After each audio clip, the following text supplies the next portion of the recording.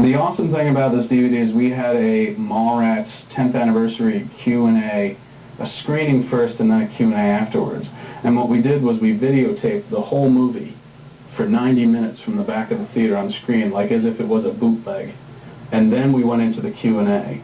So that's why this is a 5-disc set, because we included a lot of innocuous extra material. The Q&A with the cast and crew was for the DVD was really quite nice. And some of those cats I hadn't seen in 10 years. I don't think I'd seen Jeremy London in 10 years. Muse I see every fucking morning when I wake up, because he's in my house. He lives in my house. So that wasn't too special. It wasn't like, Muse, I haven't seen you since, breakfast. Jason Lee I see quite a bit, so that was kind of cool. Renee I see quite a bit as well. I mean, really, it was a bunch of people that I see on a fairly regular basis, and Jeremy London. That's where things went in a different direction, because that's a dude I haven't seen for a while and hasn't lived in my house ever.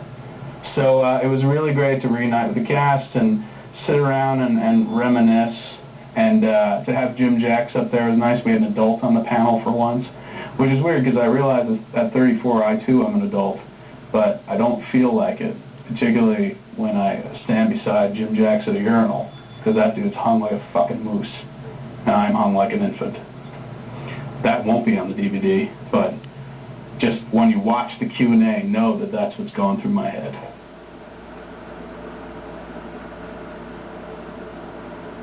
It was really weird revisiting the film because I didn't get paid to do it. Last time I visited the film, which would be the first time, I got a salary to make the movie. On DVD, there's never any money to be had, so I was working for free. And I haven't worked for free since, Mom would be like, get out there and mow the lawn, fat ass. And I'd be like, hey, fuck you, Ma, why don't you mow the lawn? And then she was like, because I do enough here? And I'd be like, you're out of your fucking mind, you all you do is fuck that, that's your job. And she'd be like, get the fuck out there and mow the lawn. So it's been a long time since I've been in that scenario, and it was just like that, working with Universal on this DVD.